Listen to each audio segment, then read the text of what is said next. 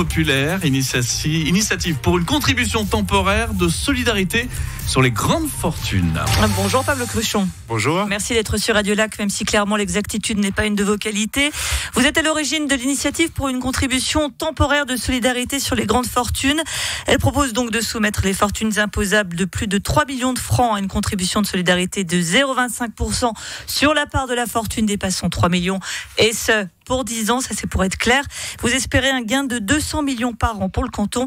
On savait que vous ne les aimiez pas les riches, mais alors là, c'est une preuve supplémentaire. Pas du tout, au contraire. C'est bien parce qu'on les aime qu'on pense qu'ils doivent mieux contribuer au bien-être collectif. Plaisanterie mise à part, évidemment.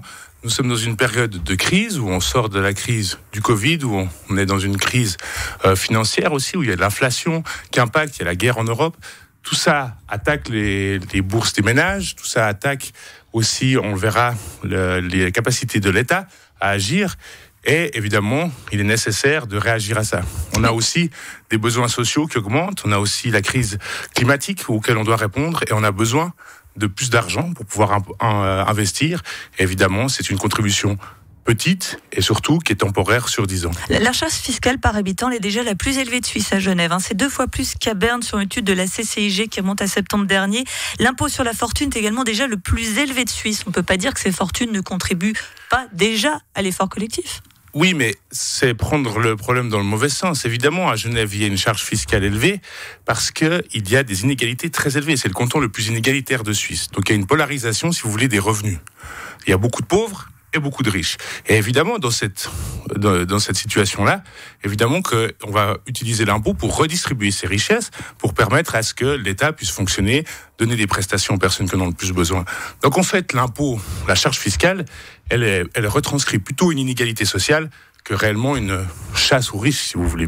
Des riches qui ont également plein de moyens de locomotion, voitures, motos, hélicoptères, même pour partir de Genève et aller dans le canton de Vaud où la fiscalité est bien plus intéressante. La droite parle de 225 millions de francs perdus si votre initiative passe. Alors, c'est la même rengaine qu'on nous sert à chaque votation sur la fiscalité. Or, ce qu'on voit, c'est que quand il y a eu des hausses, il n'y a jamais eu de départ massif. En 2010 et 2018, 35 fortunes qui payent plus d'1 million de francs d'impôts sont parties. Combien sont arrivés depuis ? On n'a jamais eu autant de multimillionnaires et autant de milliardaires à Genève que maintenant. Actuellement, déjà, il y a des cantons plus rentables pour les riches que Genève, Uri, Schwyz, Zug. Pourtant, les riches restent. Pourquoi ? Et il y a une étude très sérieuse d'un cabinet américain qui montre que les enjeux pour les riches, c'est pas seulement la fiscalité, c'est aussi le cadre, c'est aussi l'aéroport, c'est aussi les avocats fiscalistes. Donc il y a d'autres conditions qui sont là pour retenir les riches, si vous voulez.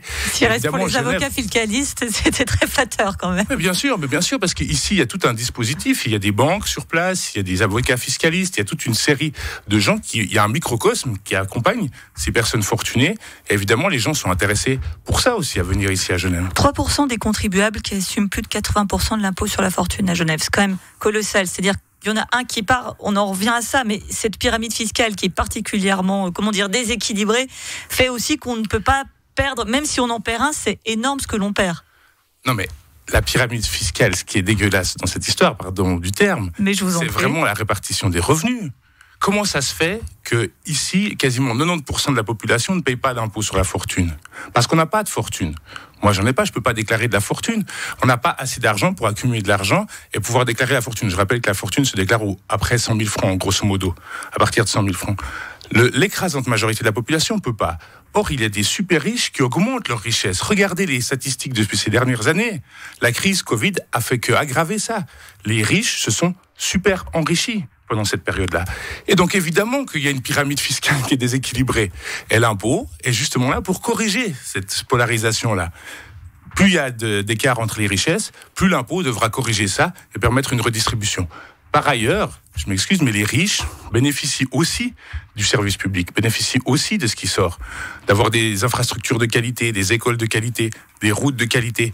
Tout ça, c'est les impôts qui financent et évidemment, les riches contribuent, mais en bénéficient aussi. Un mot des comptes du canton de Genève en 2022. Excédent record de 727 millions de francs. Le problème, c'est donc pas de percevoir de l'argent, mais bien de comment il est dépensé, Pablo Cruchon. Parce qu'on en a de l'argent. Non, mais on en a de l'argent. Oui. Quand on a un excédent de 727 millions. Les comptes, les exercices budgétaires sont une arnaque. Pourquoi ? Parce que décidément, c'est dégueulasse, une arnaque. Eh oui, c'est une arnaque. Il faut dire les choses comme elles sont. C'est une arnaque. Depuis des années, la droite et les autres réduisent massivement les budgets, disent il faut pas dépenser, on n'a pas assez d'argent. À chaque budget, c'est la même rengaine. Donc artificiellement, on baisse les budgets, on baisse les prestations. Et évidemment, après, quand on a les comptes, on dit regardez, il y a des excédents. Et qu'est-ce qu'il y a quand on a des excédents ? Il y a trop d'impôts qui arrivent, donc ça veut dire qu'il faut baisser les impôts. C'est ça, c'est une logique artificielle qu'on a créée pour pouvoir justifier des baisses d'impôts. Or, c'est pas vrai. Combien de besoins sociaux non couverts actuellement à Genève ? Combien il manque de crèches ? Combien il manque de personnel dans les EMS ? Combien il manque de personnel dans les hôpitaux ? Combien il manque d'infrastructures parascolaires ? Tout ça, tous ces besoins non couverts, ces besoins sociaux non couverts, c'est parce qu'on a réduit année après année les prestations et n'a pas suivi le rythme des besoins sociaux qui ont augmenté à Genève. Donc nous, ce qu'on dit, c'est que maintenant, il faut répondre aux besoins sociaux de manière réelle, et après, on fera les comptes, on verra si effectivement, après avoir répondu à tous les besoins sociaux, il y a encore de l'excédent. Alors là, on pourrait envisager une baisse d'impôts. Les comptes seront-ils bons ? Réponse le 18 juin avec donc cette votation. Merci Pablo Cruchot, membre de l'Union Populaire, d'avoir été sur Radio Lac ce matin. Merci à vous.